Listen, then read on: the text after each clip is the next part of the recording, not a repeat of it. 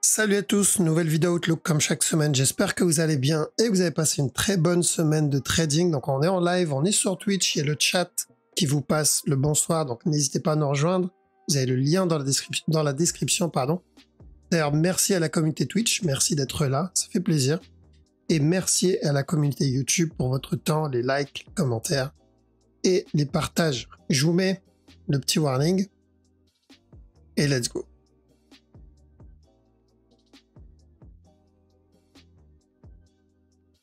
Ok, bon allez, on va commencer avec la crypto, donc Bitcoin. Depuis la dernière fois, on est dans la même zone. On est quasiment au même point que dans la dernière vidéo. Et ça, c'est un message en soi. Il y en a qui vont se dire, ah, c'est chiant, mais ça, c'est un message. Ça, c'est un message très important quand on a ce genre de structure. Donc, le fait qu'on reste dans cette zone, ça m'indique qu'il est en train de range. Qu'on reste dans cette zone. C'est pour moi, il est en train de range. Et donc, son objectif, c'est de continuer à drop encore. Alors, ça ne veut pas dire qu'en interne, il ne peut pas donner des buy setup. Il peut très bien donner ça comme flat. Tant que ce bas n'est pas cassé, c'est important. On peut avoir encore un autre push, comme celui-là, un up, par action, par un autre push. Mais ça n'empêche pas, derrière aussi, une structure supérieure. Et donc, ça comme B, ça comme C, terminer en flat, et ensuite revenir péter le bas.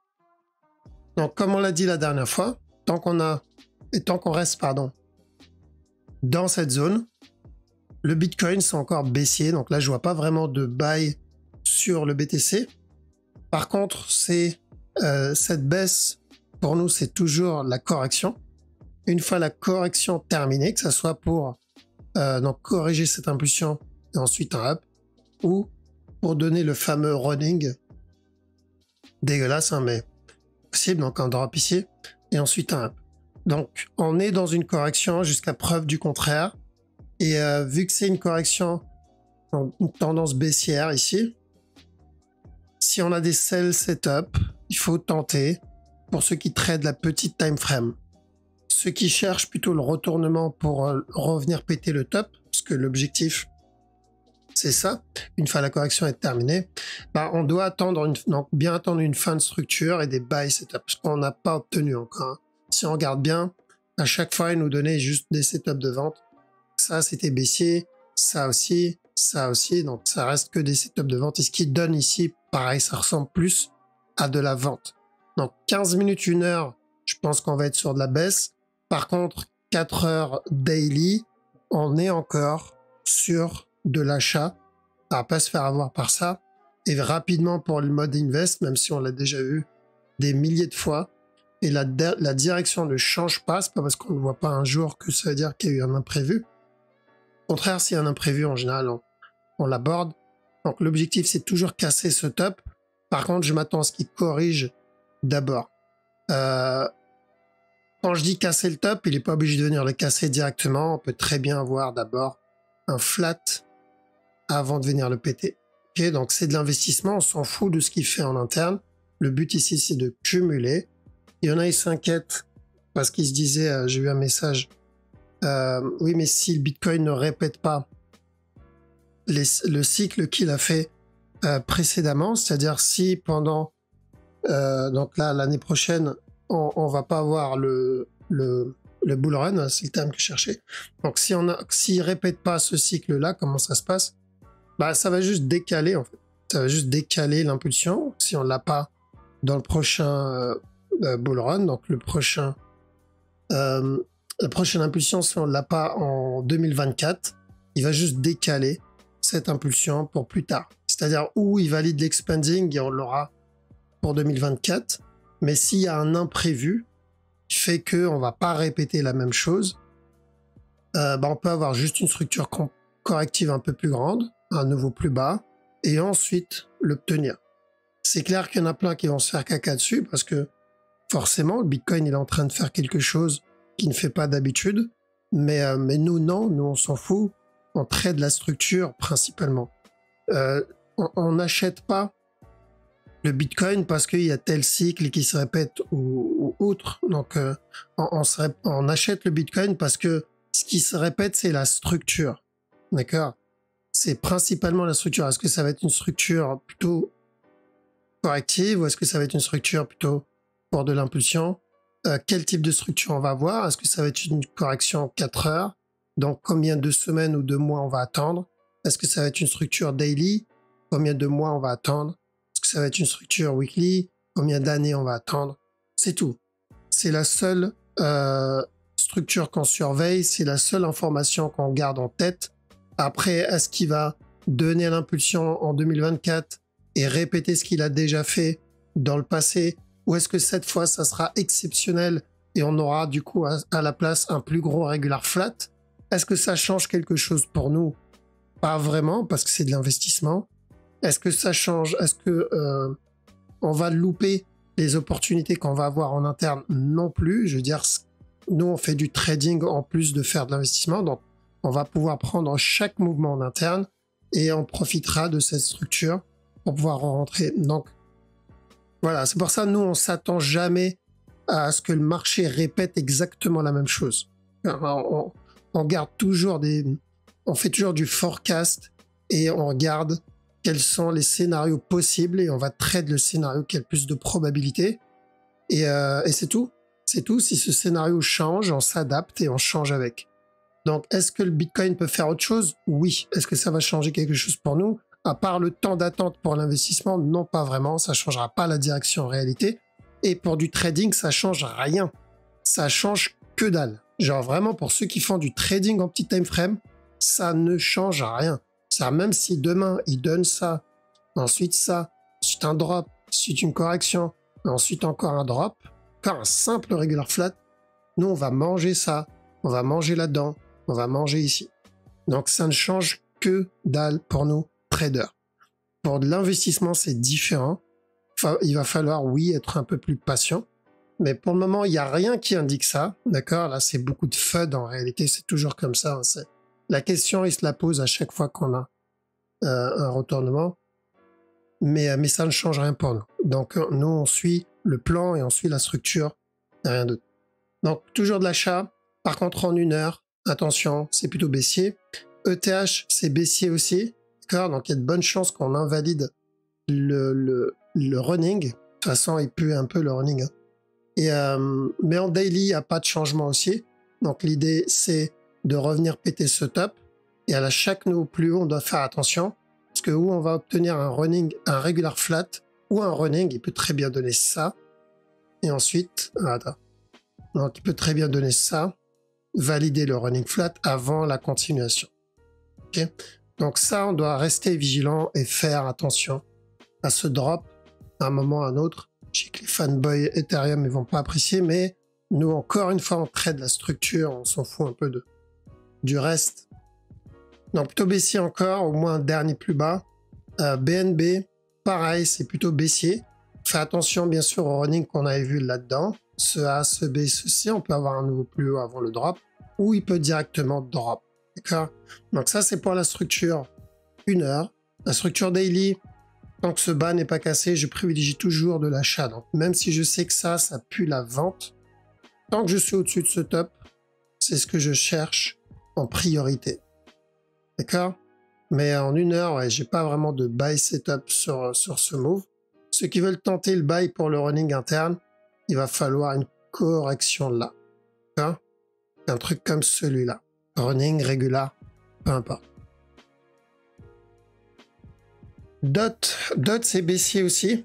Là-dedans, on est en train de corriger en 1 heure. Et ensuite, à la cassure de ce bas, pourquoi pas chercher un retournement. Ou pour un running, ou pour revenir péter ce top. Là, notre objectif, c'est de corriger tout ce qu'il a fait là. Tout ça, c'est de venir le corriger. Une fois la correction terminée, là, on verra pour le retournement. Donc, attention en 1 heure. La majorité des cryptos ont à peu près la même tête, hein, de toute façon, en interne. Ici aussi, donc dans la dernière vidéo, il me semble qu'on avait vu ce petit buy qui était plutôt propre. Donc, revenir tester ce top. Ça, c'est validé. Maintenant, attention ici. Pour moi, c'est potentiellement un A, ce qu'il donne là. Et ce qu'il fait là, c'est un B. On peut avoir encore un nouveau plus bas. Donc, ou pour un plus gros flat, et ensuite un push. Ou sinon, directement venir péter ce bas-là. Ce qui m'étonnerait pas parce que ça me semble plutôt correctif pour encore un drop. Par contre, 4 heures, là, ce que je cherche, c'est la correction de ce drop-là.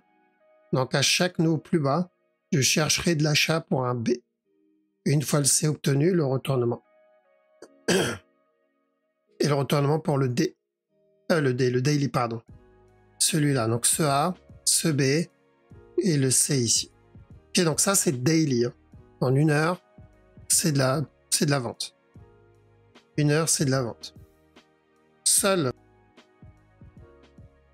Donc, le sol, c'est plutôt haussier en 1 heure. Bizarrement, hein, par rapport à ses cousins, c'est plutôt haussier en 1 heure. Là-dedans, là, ça pue le buy. Je pourrais avoir encore un petit push, mais ça pue le buy. Après, est-ce que je vais le tenter personnellement? Non. Seul, on a eu déjà le gros du move. Celui-là. Ça, on l'a obtenu. Là, moi, je vais rester très vigilant parce qu'il y a le risque d'un regular flat. D'accord, et on l'a déjà vu, la direction du regular flat. Et l'autre raison, c'est le running qui est ici, là. Celui-là. Ça comme A, ça comme B. Ce qui donne là comme C. Une fois que c'est terminé, c'est drop direct. D'accord? Donc, est-ce que je vais tenter ce petit buy setup? Non. Mais c'est clair que ça ressemble à un buy setup. Alors, je ne le tente pas à cause de ce potentiel running flat. Le VET taux baissier. Donc là, on est sur une correction. La vente. Revenir au mois tester ce bas-là. Il y a des chances qu'ils viennent péter ce bas-là aussi. Par contre, la direction 4 heures n'a pas changé. Ce qu'on est en train de faire là, c'est juste la correction. Une fois la correction terminée, buy pour revenir péter le top. Okay? On verra s'il va nous donner une structure simple ou complexe en interne. Là, l'idée, c'est juste chaque nœud plus bas. Pourquoi pas tenter un petit up. Litecoin. Alors, en 1 heure, c'est pas le up le plus agressif, clairement pas. On peut avoir encore un push, petit running, et ensuite encore un up. Mais gardez en tête que 4 heures, c'est encore baissier pour moi. Certes, il y a toujours le risque d'un running, mais un running, c'est une structure de continuation, donc encore plus pour de la vente. Pourquoi?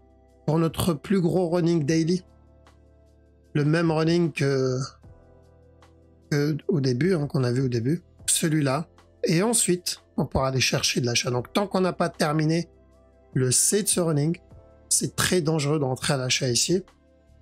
Et ouais, donc faites attention déjà au running flat là-dedans. Là. Celui-là. Parce qu'il ne faudra pas l'oublier. Hein. À un moment ou à un autre, on va voir un gros mouvement agressif vers le haut. Et il ne faudra pas se faire avoir par ce mouvement. Ok. Bon, voilà, on a fait le tour. Donc Bitcoin, c'est toujours de la vente. ETH, toujours de la vente. BNB, toujours de la vente. Il faudra surtout Bitcoin hein, qui est vraiment en train de corriger. Et ce qu'il fait là, c'est qu'il n'y a pas d'achat. Et ceux qui veulent tenter le flat ici, votre zone, c'est ce bas-là. Il ne doit pas le casser si vous voulez valider votre regular flat. D'accord? Alors, on va attaquer le Forex. Alors, OCHF, tranquillement, il est venu péter le bas. On avait dit où il valide un running, donc drop pour un running, ou carrément venir péter le bas. Donc le fait qu'il ait pété ce bas-là, bon ben, il n'y avait pas d'expanding à chercher ici, même si c'était possible, c'est très peu probable. Et on est venu casser ce bas. Il est en train de flag encore, donc il y a de bonnes chances qu'on continue encore à push. Au GPY, même chose aussi, on avait dit de chercher de la vente pardon, ici, minimum pour un running. Et ensuite on fera attention à ça. Mais s'il pète ce bas, c'est qu'il viendra péter ce bas. Et il n'a pas traîné, hein. Je veux dire, il n'a pas cherché à comprendre, il a cassé directement ce bas-là et ainsi de suite. Donc on surveille sur la plus grosse structure un potentiel gros flat là-dedans. Mais uniquement s'il corrige, là pourquoi pas revenir tester le top. Donc on va attendre la semaine prochaine pour en avoir cœur net. Celui-là c'était plutôt de la vente, on avait dit sell. Et une fois le sell terminé, on pourra chercher de l'achat. Donc faites attention. On se rapproche de la fin de ce C. Là, on cherche un regular flat aussi. Donc à la cassure du top, pourquoi pas encore de la vente? L'objectif, c'est toujours la cassure de ce bas. CHF JPY. Ok, alors beaucoup trop agressif comme move. Oui, c'est possible que ça soit un running. Dans ce cas-là, il va directement péter le top. Mais j'avoue, il est dégueulasse comme running. Je préférais une correction, un up et ensuite un drop. Voilà. Donc ça, c'est risqué. C'est risqué comme move. Le DAX, on a atteint l'objectif qui était de valider ce flat, casser le top. Car bon, je m'attendais à une plus grosse correction avant, mais finalement, il a terminé avec ça comme structure. Donc maintenant que le top est cassé, bon bah plus qu'à attendre. Je pense qu'en 15 minutes, il y a aussi un autre petit sell à chercher là-dedans. Et ensuite, pourquoi pas une continuation. Donc en running flat, c'est-à-dire la même chose que ça, mais en plus grand. Okay. Mais à part ça, bon bah pas grand-chose. DXY. Ok, pas de B encore. Pas de B. Nous, ce qu'on voulait, c'était correction. Et ensuite un up. Donc on a bien eu le drop, mais c'est pas suffisamment correctif. Donc j'aimerais bien qu'il me donne une correction. Et ensuite la continuation derrière. Et tout ça, pour moi, c'est juste une partie d'une structure corrective. Donc c'est ou de l'interne, ou ça fera partie d'un plus gros running en cours. Mais c'est baissier. Dans tous les cas, daily, c'est baissier. Et en 1 heure, on attend la correction avant le push. Lui, même chose. On a déjà validé un flat ici. Ça, c'est mon top. Donc la question, c'est est-ce qu'il va venir casser ce top-là? Parce que s'il vient péter le top, c'est qu'il nous prépare une structure complètement dégueulasse. Donc l'idéal, c'est vraiment de le revoir venir tester ce bas avant le push. Je vois pas de structure propre ici, en fait. Ça, comme correction, c'est possible. Ça voudrait dire que ça, c'est mon B. Ça, c'est mon A. Et ça, c'est mon C. Ok, donc c'est possible, je l'ai vu. Je l'ai en tête, mais j'avoue, c'est pas une structure très très propre. Et je l'aurais vraiment pas trade comme ça. Donc je le surveille, mais j'avoue, il est dégueulasse. Lui, on est venu péter le bas. Donc attention, on peut avoir un gros flat ici. Le problème, c'est qu'il a cassé le top. Ouais, il a cassé le top. Donc ça voudrait dire que ça, c'est un expanding. À comparer avec les autres brokers. Mais si c'est un expanding, les chances que ce soit ça, ben, ça reste assez faible. Je pense que vous avez bien compris qu'à chaque fois qu'on voit un potentiel expanding, 9 fois sur 10 on l'invalide. Donc je le garde quand même en tête parce que ça fait partie du taf, comme on dit. On est obligé, c'est une structure qu'on connaît et on est obligé de la prendre en compte. Mais l'autre possibilité, donc si ce n'est pas un expanding, c'est peut-être une nouvelle structure. Mais dans ce cas-là, il va falloir qu'il corrige l'impulsion qu'il vient de donner. Il va falloir qu'il drop. S'il donne ce drop, c'est bon. Alors s'il donne ce drop, là, on sait qu'on est dans un flat. Maintenant, là, je suis avec FXCM. Si les autres brokers n'ont pas cassé, bon, on peut partir pour un régular. EURNZD, running au moins, minimum un running, hein. Et ensuite un push, donc toujours pareil. EURUSD, cherche le B, tranquillement. Ça, et on peut continuer ensuite l'achat tranquillement. Donc je pense qu'on est dans le A pour le moment. Lui, à la cassure du top, on fera attention à un drop pour le running flat. Parce que ça, il y a peu de chances que ça soit un running. Je pense que c'est un regular flat, un peu comme ce qu'on a eu sur le DXY, je crois. Ce drop sur 1, 2, 3 et ensuite la cassure du top. Je crois que c'est DXY. Hein. DXY, mais 4... non, pas DXY. Le DAX. Ouais, c'est ça. Un peu comme le DAX, là. Hop. Comme ça, là. Donc, je pense qu'on va avoir à peu près la même chose. Ok, ça, c'est bon. Et GBP CAD. Alors, s'il range dans cette zone, encore un push vers le bas. Un petit drop. GBP JPY. Donc, bien joué à ceux qui l'ont pris. C'était rapide. Ah, des fois, on n'a pas le temps de réagir. Mais il a eu la gentillesse quand même de corriger avant. Donc, on a dit, on cherche de la vente pour un regular flat. Celui-là. Ça a été très speed. Maintenant, on attend. Il n'y a rien d'autre à faire. Le drop qu'on cherchait, on l'a obtenu. Maintenant, on va voir s'il corrige ou pas. Parce que s'il corrige, on peut partir pour un potentiel regular flat. GBP NZD. Alors, je reste encore à l'écart de celui-là parce qu'on est dans la même zone que la dernière fois. Donc, je pense qu'il nous prépare un petit running là-dedans et encore un push. Mais il y a trop de possibilités. Il y a beaucoup trop de scénarios. Je les connais, les scénarios, mais il y en a trop. Donc, c'est pas tradable. C'est inutile d'avoir 500 scénarios si tu peux en trade 0. GBP USD.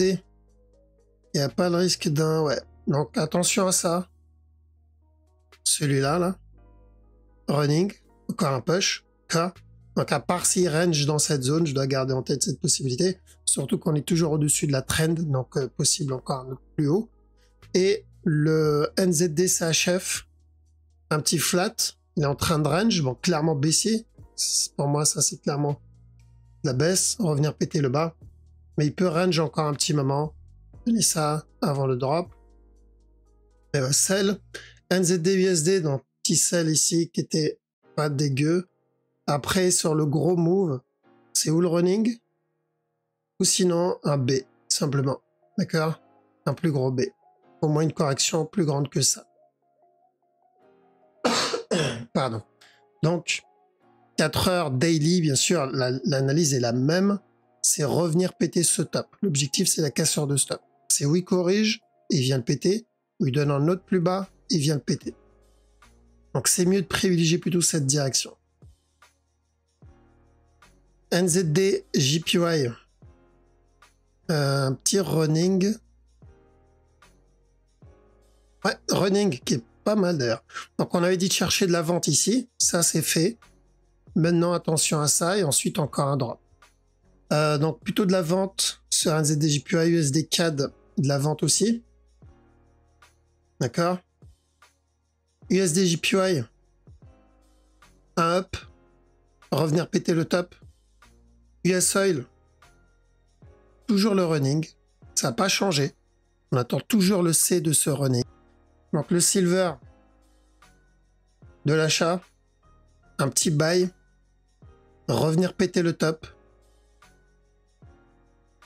Et le gold, même chose. Buy, revenir péter le top. Ok, donc on a des structures intéressantes sur le Forex. Et la crypto, toujours dans la même zone. Ok, bon, les amis, je pense qu'on a fait le tour. Donc Bitcoin, on est dans la même zone depuis maintenant 2 semaines, je crois. C'est ça, c'est 2 semaines. Ça fait combien de temps on est dans cette zone-là? Non, même pas, ça fait même pas une semaine. Ça fait 3 jours on est dans cette zone. Donc, plus on reste dans cette phase et plus ça confirme la continuation, donc le sell, la baisse. Donc, ceux qui cherchent de l'achat, n'oubliez pas, vous tradez en petit time frame. Il faudra prendre vos TP dès que vous le pouvez parce que je ne pense pas que le drop soit terminé et ça concerne 90% des cryptos, plutôt de la baisse. Donc, ouais, faites très attention à ça. Passez un très bon week-end. Je vous dis à la prochaine.